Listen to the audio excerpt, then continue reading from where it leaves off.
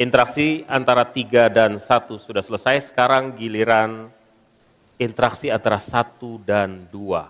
Pak Muhaimin silahkan bertanya kepada Pak Gibran dan kemudian akan ditanggapi. Waktu Anda 1 menit untuk bertanya. Terima kasih Pak Gibran. Pak Gibran ini telah berhasil menjadi wali kota sekaligus pengusaha yang sukses.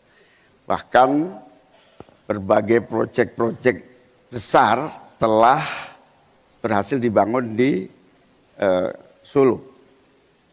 Ini menjadi prestasi, tetapi kita ingin prestasi ini ditularkan kepada yang lain.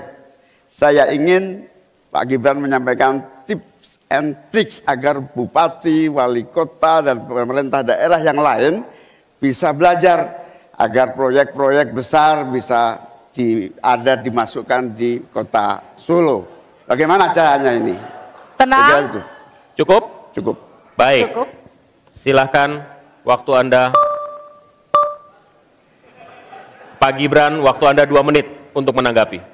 Baik, Gus Muhaimin, saya jelaskan ya. Sekarang Indonesia itu sudah memulai yang namanya pemerataan pembangunan. Yang dibangun bukan hanya Solo saja. 53% investasi kita sudah ada di luar Jawa. Kalau kita pengen fair ya Gus,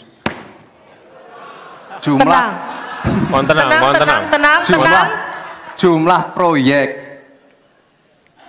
jumlah anggaran yang digelontorkan ke Solo sebelum saya jadi wali kota itu lebih besar. Saya tahulah ini arah pertanyaannya kemana, tapi yang jelas ini Gus, apa yang sudah dibangun, yang kita lihat bukan bangunan fisiknya saja, tapi kita lihat impact-nya ke warga.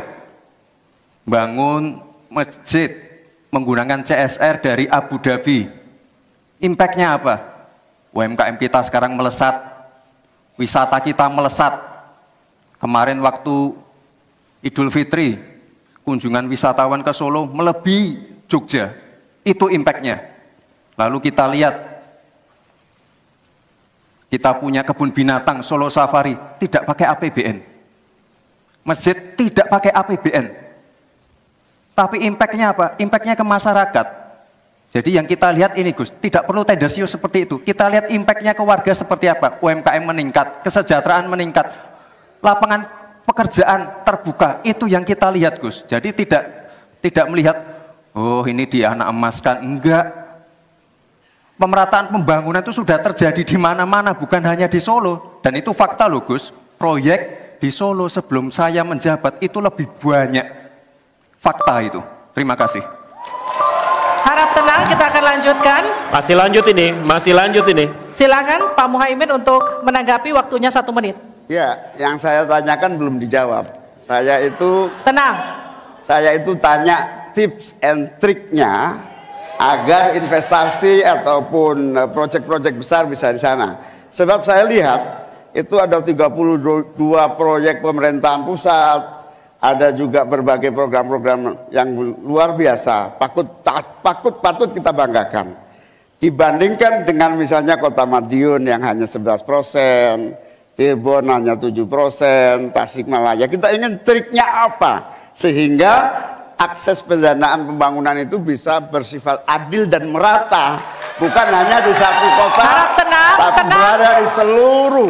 Ini yang menjadi catatan saya adalah keadilan dalam melaksanakan APBN. Kalau kita jadi pemerintah pusat nanti, tugas kita adalah membagi secara adil seluruh proyek-proyek nasional kita.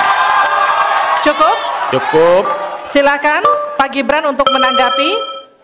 Waktunya 1 menit, silakan. Mohon tenang. Baik Gus, saya jawab lagi. Sebelum ada proyek dari pusat masuk, kita ya, para wali kota ya, harus menyiapkan yang namanya readiness kriteria. Kalau nggak ada itu, nggak mungkin proyek itu masuk. 2, kita sebagai wali kota harus menyiapkan hal-hal non-teknis. Relokasi, nego dengan warga-warga, bantaran sungai, bantaran rel kereta api. Itu Gus, 1. Lalu kita juga harus berkolaborasi. Tidak semuanya pakai APBN. Ada yang pakai APBN plus APBD plus dibantu. Saya sering dibantu Pak Ganjar, gubernur saya. Ini kolaborasi. Jadi tidak semuanya APBN. Ini kolaborasi. Ada CSR juga, ada BUMN juga. Ini kolaborasi. Dan sekali lagi sebelum itu masuk, kami para wali kota menyiapkan readiness kriteria. Itu. Jadi ya saya kira ini cukup fair, Gus. Ayo mana pendukung? Tenang. Apresiasinya.